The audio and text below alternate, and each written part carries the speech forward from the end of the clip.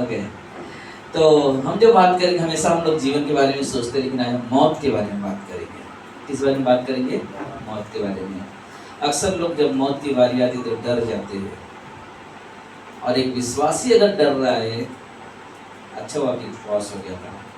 अगर एक विश्वासी अगर डर रहा है मौत से, तो समझ लेना उसको गारंटी नहीं है कि मरने के बाद कहाँ जाएगा। अगर एक विश्वासी मौत से अगर डर रहा है, इसका मतलब एक चीज हो गया, उसे मालूम नहीं है कि मरने के बाद कहाँ जाएगा। और ये चीज हम देखेंगे आज, क्योंकि आज मैं सोच रहा था, क्योंकि मैं कुछ और संदेश करने वाला था, मैंने प्रार्थना में भी कहा था, तो सडनली याद आ रहा है आज प्रसन्न भाई के बारे में। तो फिर बाद में प्रसन्न भाई बोले कि नहीं, आधा आप करो आधा मैं करता हूँ। तो चलो ठीक है। तो आज जो विषय है वो है मौत, जिसके बारे में जब हम कोई बात करते हैं तो लोगों के अंदर थोड़ा सा डर भय आ जाता है। लेकिन हमें सोचना है कि एक दिन हम मर जाते हैं, तो क्या होता है जब एक विश्वासी मरता है तो उनके घर के लोग हो या उनके पैशन उनसे, या उनके कोई खास मित्र होता है, दोस्त होता है, उनसे उस समय में कहा जाता है कि उनके बारे में दो शब्द कहें। तो एक परिवार था जो बहुत विश्वास में था, लेकिन वो अपने व्यवसाय में, यानी कि अपने काम धंधे में बहुत व्यस्त रहता था और हमेशा बाहर रहता था। तो वो वहाँ से कमाने के बाद निकलता है कि मैं आऊँगा अपने परिवार में आकर मिलूँगा अपने बेटे से, अपनी बेटी से और अपनी पत्नी से। तो अपने बच्चों के लिए कुछ शॉपिंग करता और अपनी पत्नी के लिए भी कुछ शॉपिंग करता और वहाँ से निकलता है। सुन देख रहे थे कि मैं जाऊँगा और अपने परिवार से मिलूँगा। और जब वो आता है तो समझो ये दरवाज़ा है और वहाँ से आ रहा है। जब मेन गेट के पास ही पहुँचा, देखा तो बहुत सारा भीड़ लगा हुआ है उसके दरवाजे पे। क्या लगा हुआ है? बहुत सारी भीड़ लगा हुआ है, सब शांत है। सब लोग कैसे हैं? शांत है। वो व्यक्ति आता है, सोचता है क्या है, मेरे दरवाजे में इतना भीड़ क्यों लगी हुई है? और वो देखता है तो कुछ कैसे कैसे करके आगे पहुंचता है, तो देखता है कि वहां पे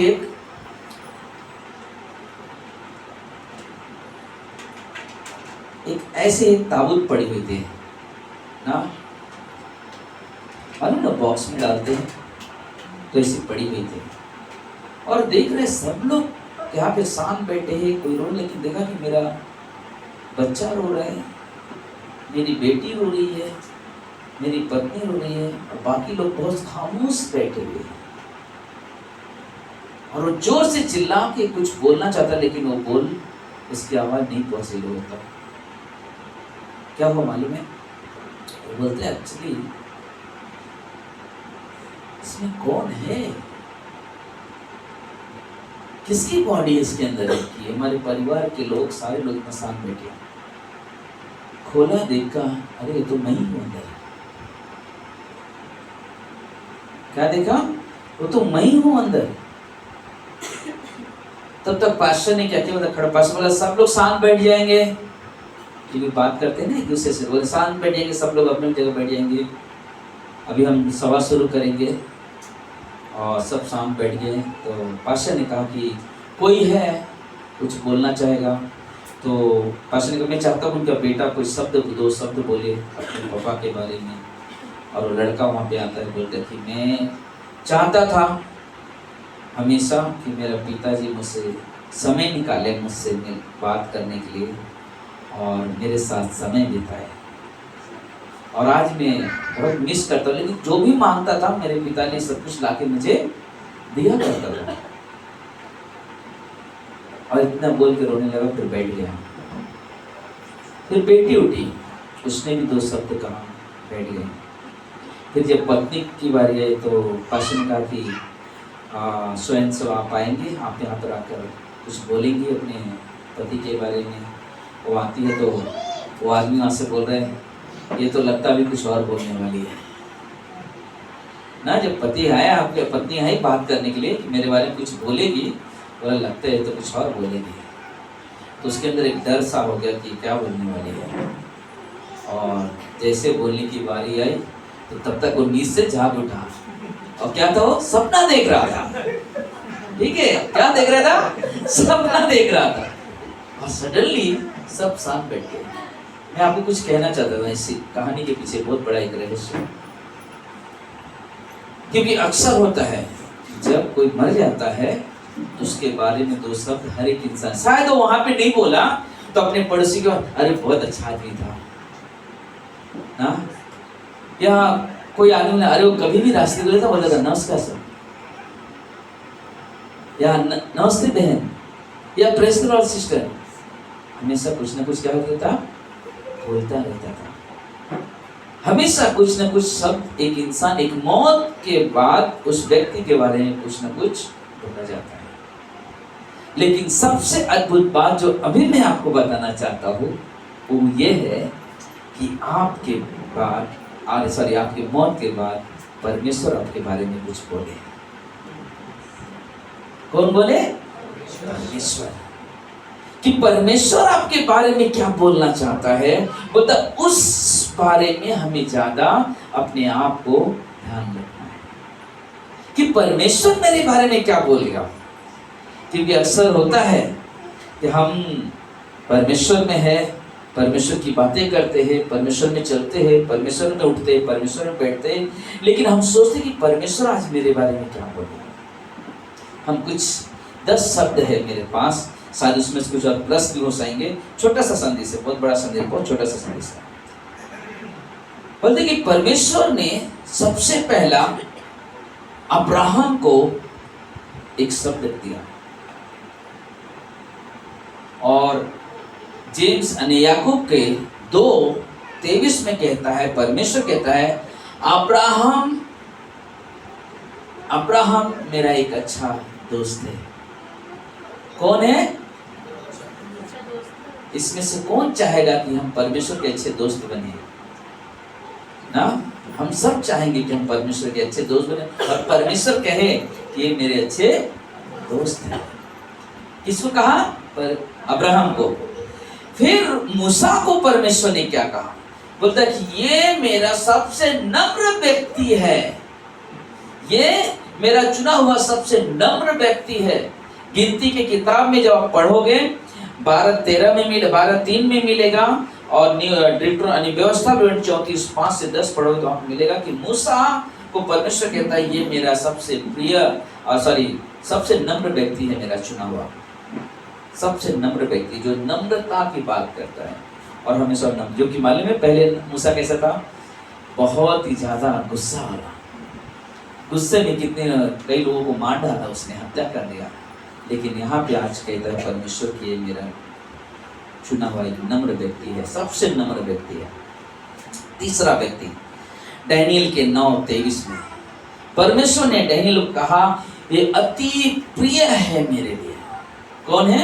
अति प्रिय है मेरे। क्यों वहां पे कहा 9:23? मालूम है कि जब डैनियल प्रार्थना कर रहा था, अब याद रखना, सभी लोग ध्यान रखना, जब डैनियल प्रार्थना कर रहा था तो उसकी प्रार्थना सुनने से पहले परमेश्वर कहते मैं तेरी प्रार्थना सुनूंगा, क्योंकि तू मेरे लिए क्या है?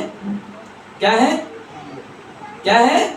प्रिय है ना, तू प्रिय है मेरे लिए, इसलिए मैं तेरी प्रार्थना क्या करूंगा? सुनूंगा। कितने लोग चाहते हैं कि मैं परमेश्वर का प्रिय बनूं? कितने लोग चाहते हैं कि मैं नम्र बनूं?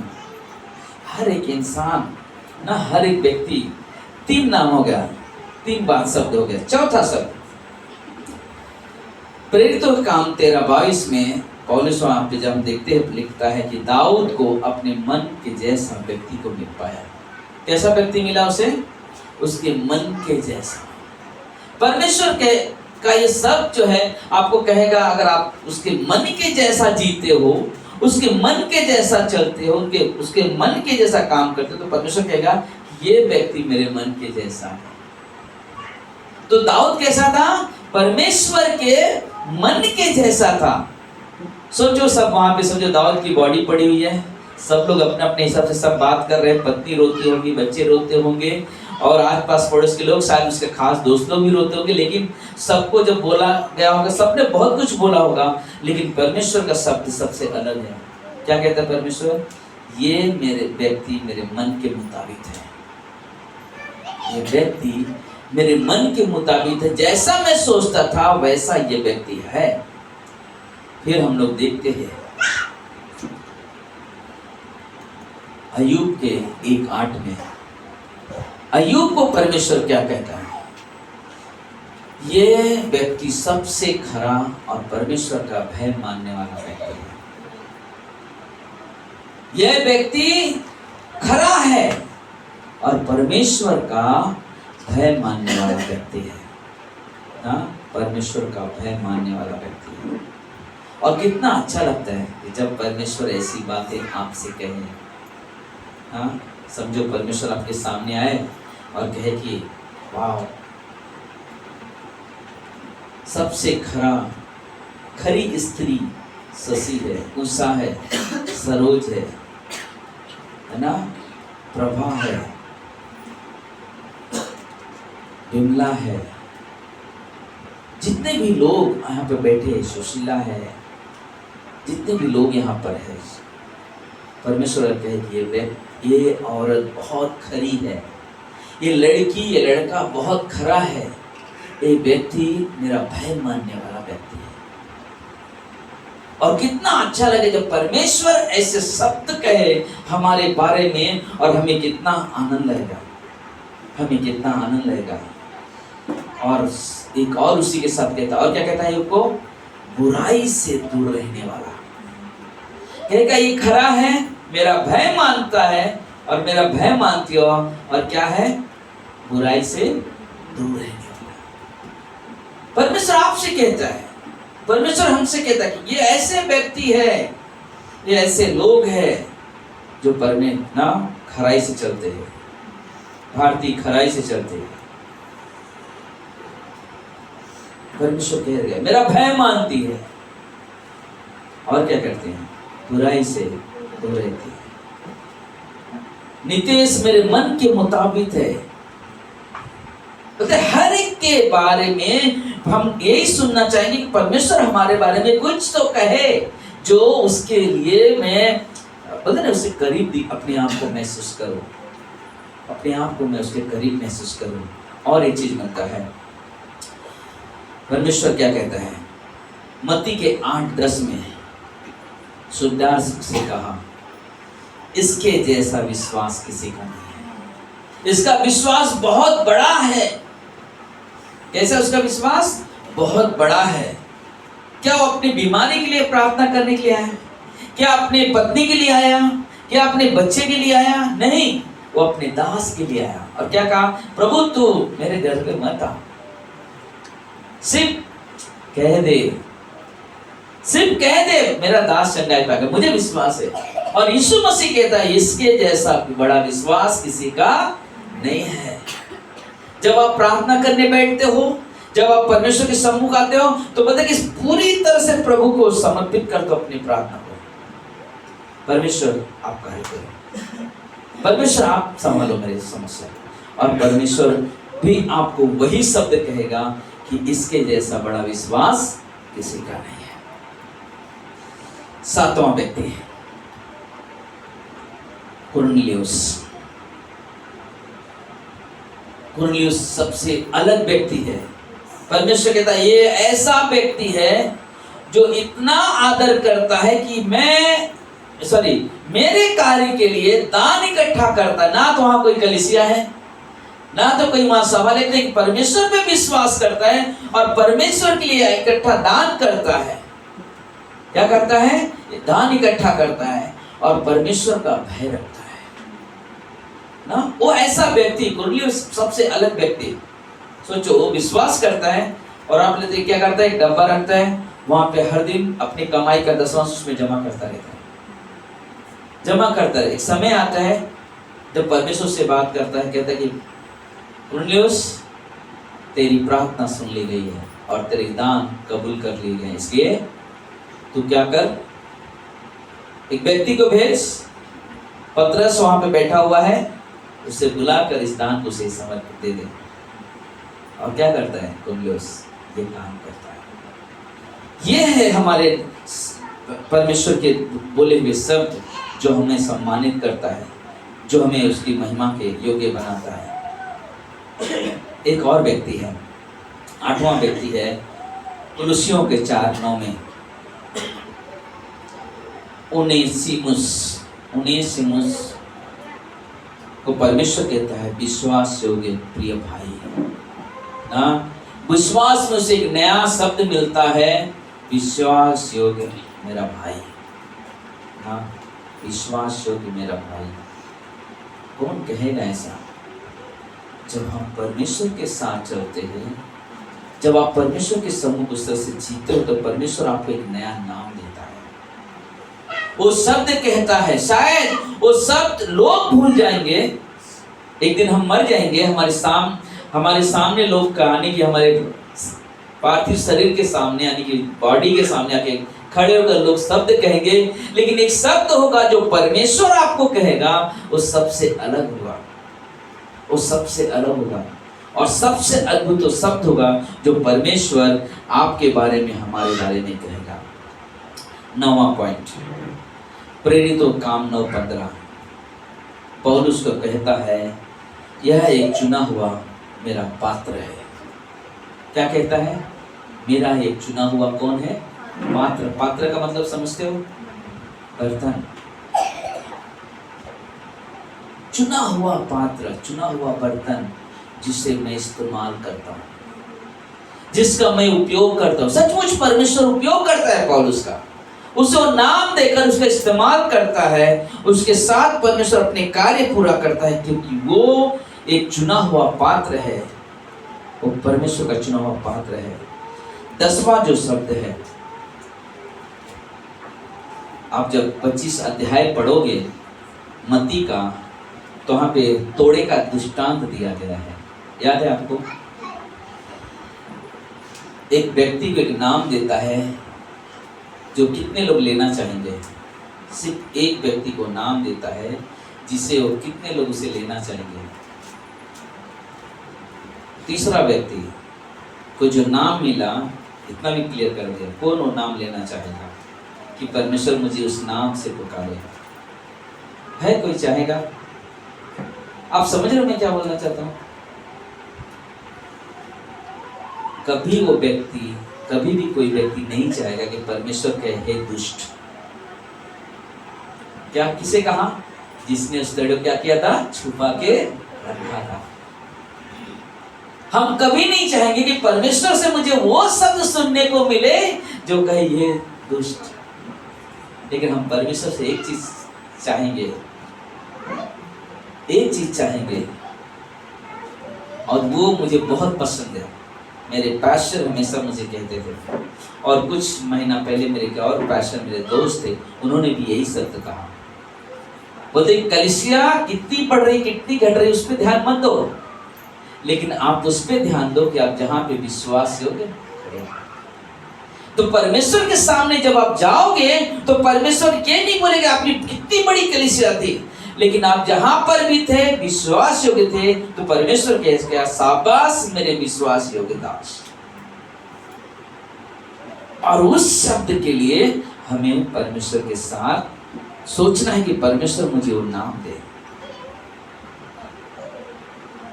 हमारे पास अच्छे, बहुत सारे अच्छे और बुरे कई प्रकार के मित्र होंगे, दोस्त होंगे हमारे पास, सब कुछ ना कुछ कहेंगे, लेकिन हमारे लिए सबसे महत्वपूर्ण क्या है? क्या है हमारे लिए महत्वपूर्ण? कि परमेश्वर मेरे बारे में कुछ कहे, परमेश्वर आपके बारे में कुछ कहे। पहले कि वो हमें सोचें, परमेश्वर आप मेरे बारे में क्या सोचते हो? आप मुझे किस नाम से पुकारना चाहते हो? आप मेरे बारे में कौन सा शब्द कहना चाहते हो जिससे मेरे अंदर एक संतुष्टि आए, जिसके अंदर क्या हो जाए? हमारे अंदर संतुष्टि आए। बल्कि वो हमारे लिए बहुत जरूरी है। मालूम है यीशु मसीह एक सब मिलता है जहाँ पे जब यीशु मसीह क्रूस पे था, एक व्यक्ति को कहता है ये तेरा बेटा है, और उस बेटे को कहता है ये तेरी माँ है। वो ऐसा व्यक्ति जिससे यीशु मसीह क्या करता था? बहुत ही अधिक प्रेम करता था, बहुत यंग था, सबसे 12 चेले में से सबसे यंग व्यक्ति था। कौन था वो? यूहन्ना। और यूहन्ना को यीशु मसीह देखता है, कहता है कि ये है ना। तो बोले कि एक रिश्ता बनाता है परमेश्वर। दूसरा एक आखिरी शब्द यूहन्ना के 15:15 में एक शब्द कहता है, अपने दासों को, अपने सेवकों को एक शब्द कहता है, बोलते कि मैं तुम्हें दास न कहूंगा। दास का मतलब प्रभु का सेवा करने वाले दास की बात नहीं कर रहे हैं। तो बोलते कि मैं तुम्हें आज से गुलाम ना कहूंगा। एक्चुअली ऐसा वर्ड होना है, मैं तुम्हें आज से गुलाम ना कहूंगा, लेकिन मैं आज से तुमसे क्या कहूंगा, तुम मेरे कौन हो? कौन हो? कौन हो? मित्र हो ना। मैंने तुम्हें मित्र कहा है, क्योंकि मैंने जो बातें अपने पिता से सुनी वे सब तुम्हें बता दी हैं। परमेश्वर कहता है मैं तुम्हें अपना मित्र बनाना, मैं अपना दोस्त बनाता हूँ ना। सोचो हमारा परमेश्वर कैसा है कि हमारा परमेश्वर संसार के जैसा नाम नहीं देता है। संसार के लोग मालूम है, जब मरा हुए व्यक्ति के सामने खड़े होंगे ना, झूठी भी बढ़ाई कर देंगे, शायद जीते भी उसको गाली देते होंगे, या उल्टा बोल देंगे, अरे बहुत बेकार आदमी है, ऐसा करता है वैसा कर लेंगे, बहुत अच्छा था, बहुत अच्छा था, डेली 4 गाली देता था, नहीं बोलेंगे ऐसा ना। लेकिन बोले नहीं बहुत अच्छा, कभी मिलेगा ना, हाँ ठीक है, ऐसे बोलता था, बहुत प्यार बोलता था। लेकिन क्या मालूम बातों में झूठ है। किस लिए बोल रहे हैं? अब तो है नहीं सामने, है ना। तो यहाँ पे हम क्या देख रहे हैं मालूम है? उस कहानी से हम कैसे सीखते हैं कि एक समय आएगा जहाँ पे हम सब मरेंगे। एक दिन हम सबको जाना है, लेकिन उस समय हम परमेश्वर से कुछ शब्द पाना चाहते हैं, जो शब्द मेरे मन को, मेरी आत्मा को एकदम संतुष्ट करेगा। हाँ, हम स्वर्ग जाएंगे, वो पक्का है, हमने विश्वास कर हम स्वर्ग जाएंगे, लेकिन उस शब्द क्या जो प्रभु हमसे कहे, वो शब्द क्या जब परमेश्वर हमारे स्वागत के लिए अपने बाहें फैलाकर हमें गले लगाकर गए, वाह मेरे विश्वास योग बेटी, वाह मेरे विश्वास योग दास, वाह मेरे विश्वास योग सेवकों। पर देखिए उस शब्द के लिए अपने आप को बोले भूखे प्यासे जैसे बने रहो कि मुझे परमेश्वर से एक शब्द सुनना है, जो परमेश्वर मुझे नाम दे, वो जो शब्द परमेश्वर दे और कहे कि वाह ये मेरे बच्चे हैं, ये मेरे लोग हैं। आमीन। आइए हम लोग प्रार्थना करते हैं। प्रिय परमेश्वर प्रभु यीशु धन्यवाद देते हैं, सारा आदर सारा महिमा आपको देते हैं प्रभु जी। आप महान परमेश्वर हो, दयालु परमेश्वर हो प्रभु जी। हम आपसे इस समय खास प्रार्थना करते हैं प्रभु जी कि प्रभु आप विश्वासयोग्य परमेश्वर हो, सामर्थी परमेश्वर हो प्रभु जी, और आप हमें एक शब्द से पुकारते हो जो आपको अच्छा लगता है, जो आपके दिल को भाता है, उस शब्द से हमें आदर देते हो, उस शब्द से हमें पुकारते हो। मेरे पिता, मेरे परमेश्वर, हम अब्राहम जैसे एक आपके मित्र बन सके प्रभु। हम प्रभु जी मूसा के जैसे नम्र बन सके प्रभु जी। हम अय्यूब के जैसे खरा और भय मानने वाला, बुराई से दूर रहने वाले व्यक्ति बन सके प्रभु जी। हम डैनियल के जैसे प्रिय बन सके प्रभु जी। हम दाऊद के जैसे आपके मन के योग्य व्यक्ति बन सके प्रभु जी। हम और उसके जैसे प्रभु जी आपके चुना हुआ पात्र बन सके प्रभु जी। हम कुरनेलियुस के जैसे वो व्यक्ति बन सके प्रभु जी कि प्रभु हम आपके सामने उस तरह से हम दिखाई देती प्रभु, हम अपनी कमाई का 10वां अंश रखते हैं, देते हैं, और यही नहीं प्रभु जी आपका आदर करते हैं, आपका भय मानते हैं प्रभु जी। हम यूनुस की तरह हो जाएंगे परमेश्वर, जो हमेशा आपका आदर करेगा। हम उस सुबेदार के जैसा विश्वास पा सके, हमारा विश्वास बड़ा हो प्रभु जी। हाँ मेरे परमेश्वर, मदद करें प्रभु जी, सहायता करें परमेश्वर प्रभु जी। हे मेरे महान परमेश्वर, दयालु परमेश्वर प्रभु जी, हम आपसे यही मांगते हैं प्रभु आज के सामने प्रभु जी, हम इस सप्ताह में प्रभु जी हमेशा याद रखें कि प्रभु जी आप हमें किस नाम से पुकारने वाले हो।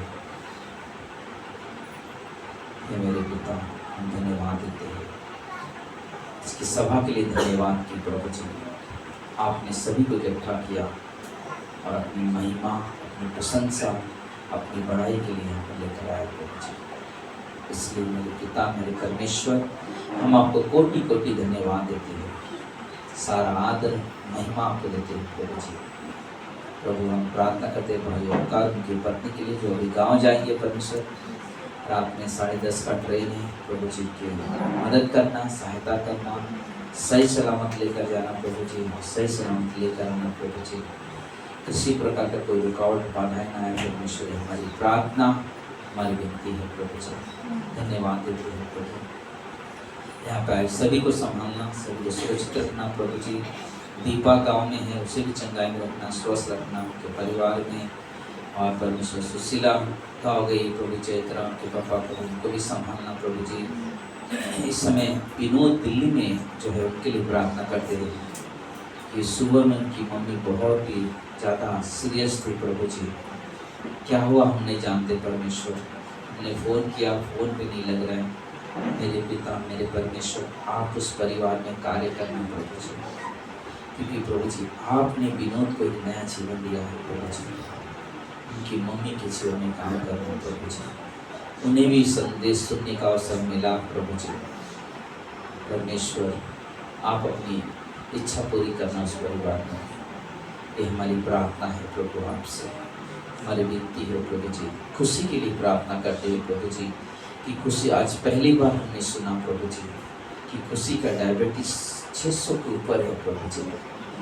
हे मेरे पिता, आप उस बच्चे को संभालो प्रभु जी, आप खुशी को ताकत बल दो प्रभु जी कि उसकी घर की परिस्थिति ऐसी हो गई है प्रभु जी कि बहुत सारी चिंताओं को लेकर चल रही है बेटी। परमेश्वर आपकी दया रहे उस बेटी की पर प्रभु जी, आपकी कृपा हो परमेश्वर। उनके मम्मी पापा परमेश्वर जो परमेश्वर अपंग है परमेश्वर, लेकिन प्रभु जी आप अपंग नहीं हो प्रभु जी।